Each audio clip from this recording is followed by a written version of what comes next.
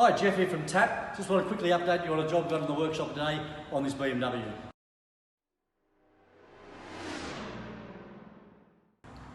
This particular BMW is the E87 120 diesel BMW, presented to us from another workshop that was running very, very poorly. So had a whole lot of bad idle, coughing at idle, black smoke, lots of issues. Now we've scanned the vehicle, we came up with a number of fault codes. It's interesting, we have to be careful when we're working on these sorts of cars of what to control. So we had a glow plug system communication fault, which is again fairly common on this model. We had some throttle actuations and delivery control valve actuations and some swirl flap or valve control pausability and signals. So it got us looking at it. First up, we smoke tested it to see what was happening. We found that the swirl, a lot of smoke coming out of the inlet manifold. This is the old manifold here, and the swirl flap here, the actual bush is completely gutted out, and the actual mechanism here that connects to it was all broken. So obviously the swirl flap had seized up, had broken, the bush had come out. We had a bad air leak, number one, but also the amount of carbon build up inside the manifold was quite bad. So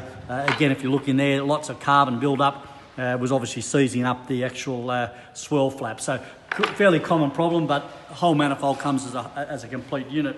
Glow plug wise, the glow plugs, there were a couple of glow plugs that were faulty, but also because of the communication problem, control unit. So new control unit and new glow plugs fixes up the glow plug issue as well. The only extra thing we've looked at is the EGR valve cooler. Now currently it's off the vehicle, it normally lives in the position here, but having it off again, very badly carboned up inside the EGR valve cooler. So I've sent that away to be cleaned, ultrasonically cleaned at DPF Regen Australia. They're going to give that a thorough clean up for us so we can put it back together. So a pretty sick little car, 3 different problems with the vehicle that we've had to address here. 1, the swirl flap and obviously the air leak. 2, the glow plug system communication and faulty glow plugs. And 3, the EGR valve cooler. So it's important when we're working on these sorts of vehicles, make sure you cover all your bases. Make sure it may not just be one problem, there may be multiple problems on a vehicle.